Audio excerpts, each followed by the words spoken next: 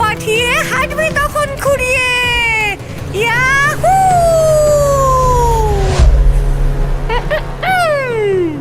কাটাকুটি খেলি আমি, নিয়ে কেটিএম বাইক। ইউটিউবে ফলো করো, দাও একটা লাইক। ওই যে বাম্পার আসছে, এইবারই তো হবে আসল মজা। আরে আরে কোন হতচ্ছাড়া রে এটা?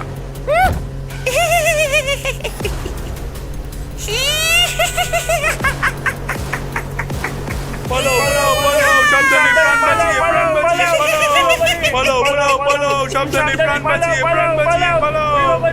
সবাই আমাকে দেখছে, এটাই তো আমি চাই। ওরে বাবা রে!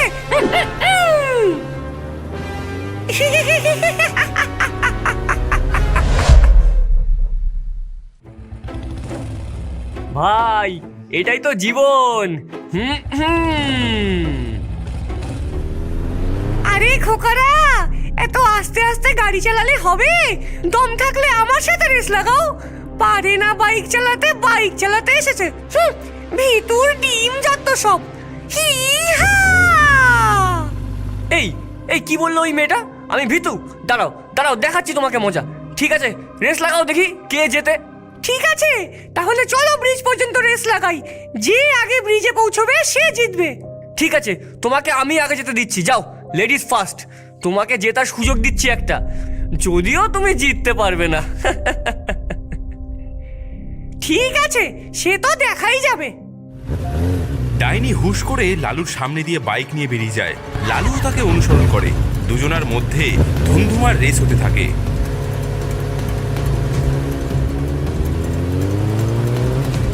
লালু, তুই এত জোরে বাইক চালাচ্ছিস কেন?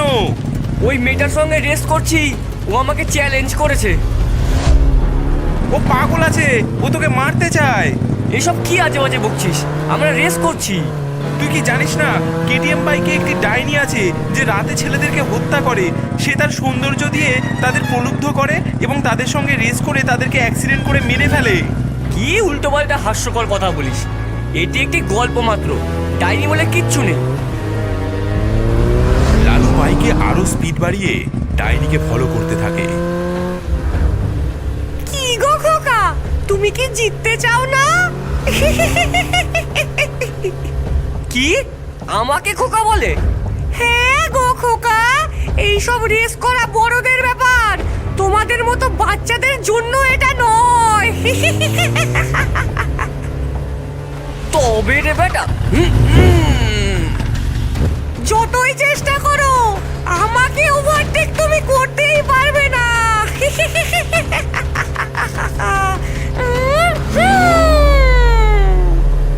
ঠিক আছে, দেখো তাহলে। হ্যাঁ, দেখো আমি পেরেছি। এত তাড়াতাড়ি না।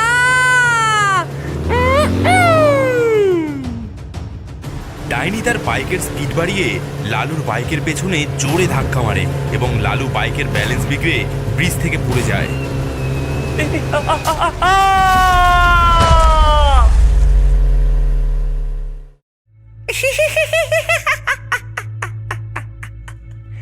আমাকে ক্ষমা করো সোনা, তুমি হেরে গেলে। আমার প্রভুর জন্য আরো একটি আত্মা সংগ্রহ হলো।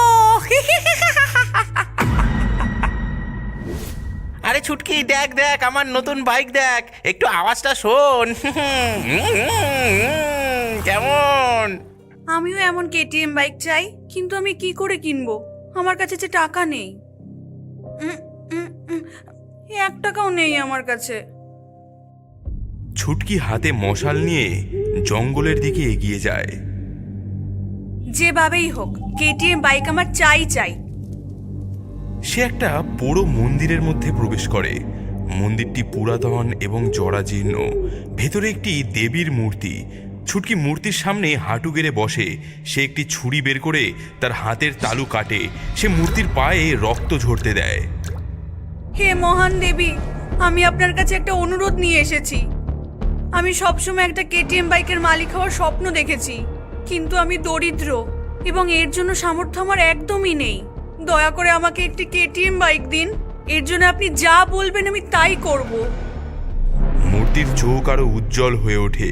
একটি গম্ভীর এবং ভয়ঙ্কর কণ্ঠ মন্দিরে প্রতিধ্বনিত হয়। আমি যা বলবো তাই করবি? হ্যাঁ।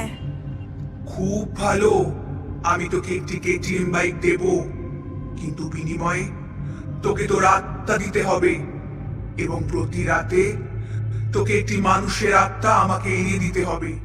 তুই তোর এই বাইকের ব্যবহার করে মানুষদেরকে হত্যা করে তাদের আত্মাকে আমার কাছে নিয়ে আসবি।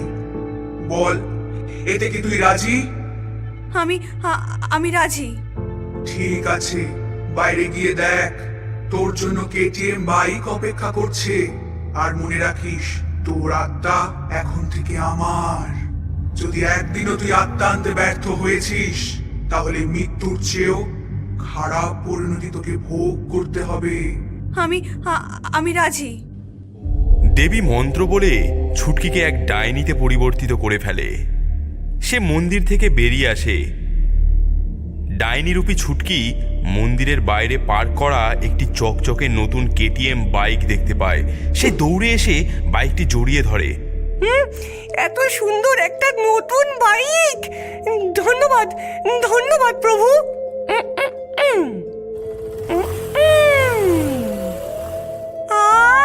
কি সুন্দর আওয়াজ এই বাইকের!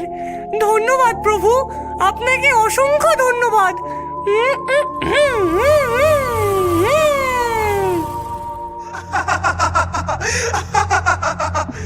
তোমার যাত্রা উপভোগ করো।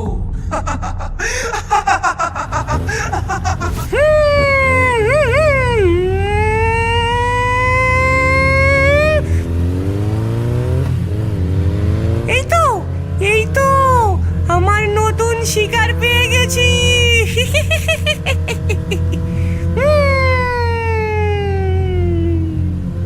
আরে এত আস্তে বাইক চালালে হবে নাকি? স্পিড বাড়াও, দেখা যাক কে সেরা। চলে যাও মেয়ে, তোমার সাথে খেলার জন্য আমার সময় নেই। কি কাপুরুষ কোথাকার! এসো আমার সাথে রেস করো। আমি বাজি ধরেছি, তুমি আমাকে হারাতে পারবে না। ঠিক আছে, তুমি যদি হারতেই চাও তো চলো, কিন্তু হেরে গেলে কেঁদো না। সে তো দেখাই যাবে কে হারবে আর কে জিতবে। মানুষটি ডাইনিকে ফলো করতে থাকে। এদিকে ডাইনি খুব স্পিডে এগিয়ে যেতে থাকে। মানুষটি লক্ষ্য করে এটা আদেও কোনো মেয়ে নয়, এটা একটা ডাইনি এবং তার বাইকের থেকে লাল আভা বেরোচ্ছে। এদিকে ডাইনি সেই লোকটিকে ধাক্কা মারার চেষ্টা করে, কিন্তু লোকটি খুব পাকা ড্রাইভার হওয়ায় সে এই সব কিছুই এড়িয়ে যায়। লোকটি বুঝতে পারে যে ডাইনি তাকে ফাঁদে ফেলার চেষ্টা করছে। ঠিক আছে, মানলাম যে তুমি আমার থেকে অনেক দ্রুত গতিতে বাইক রাইড করতে পারো, কিন্তু তুমি কি এই বক্ররেখাগুলো এড়িয়ে যেতে পারো? অবশ্যই পারি, দেখো আমি কেমন ভাবে বাইক চালাই। ডাইনি তার বাইকটিকে এপাশ ওপাশ করে ঠিক বক্ররেখাগুলো এড়িয়ে যেতে থাকে এবং সেই সঙ্গেই সেই লোকটিকে ধাক্কা মারারও চেষ্টা চালিয়ে যেতে থাকে।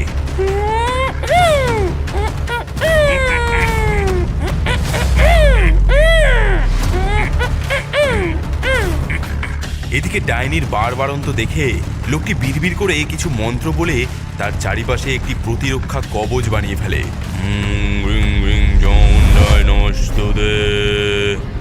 রাত হলেই ভূতেরা যখন করে আনা গোনা, আসি আমি ভূত তাড়াতে, নাম আমার মোনা। হলুদ পোড়া মন্ত্র আর শক্তি অবিচল, এঁকে দিলাম এই চক্র, এবার ভূতের ভালো হবে না ফল। দূরে থাক প্রেতাত্মা এই চক্রের থেকে, আমার সামনে আসলে পরে নেব আমি দেখে।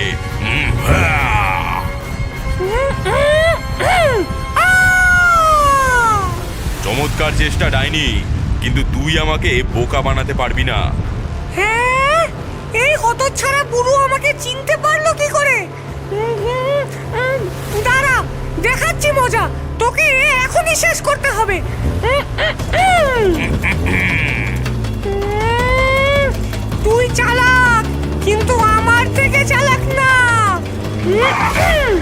ডাইনি তার বাইকে জোরে ব্রেক কষে যাতে লোকটি তার বাইকে এসে ধাক্কা মারে, কিন্তু লোকটিও চালাক, সেও তার বাইকে জোরে ব্রেক কষে দাঁড়িয়ে পড়ে। ডাইনি, তুই শয়তান হতে পারিস, কিন্তু আমার মাথায় তোর চেয়েও বেশি শয়তানি বুদ্ধি আছে, বুঝলি? রাম কাটে সুপারি, লক্ষণ কাটে পান, হাতে ধরি এই ছুরি, যা ডাইনিকে মার বান। ডাইনি দেখে ছুরিটা তার দিকে এগিয়ে আসছে, সে সেটা থেকে বাঁচার চেষ্টা করে, কিন্তু অনেক দেরি হয়ে যায়, ছুরিটা তার বুকে গিয়ে লেগে যায়।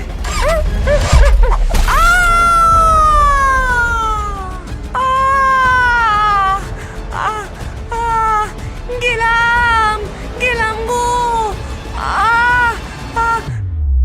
মানুষটি ডাইনির দিকে এগিয়ে যায় এবং তার পকেট থেকে একটি কাঁচের শিশি বার করে ডাইনির আত্মাকে বন্দি করে নেয়। ছেড়ে দে আমাকে, ওরে হতচ্ছাড়া নষ্টার, ছেড়ে দে আমাকে, ওরে বাবা গো। ইনি একজন তান্ত্রিক, জাদুবিদ্যায় পারদর্শী। ইনি অনেকদিন ধরেই এই ডাইনিকে খুঁজছিলেন, অবশেষে তাকে খুঁজে পেয়ে তাকে বন্দি করলেন। ডাইনি, এবার থেকে তোর সন্ত্রাসের রাজত্ব শেষ।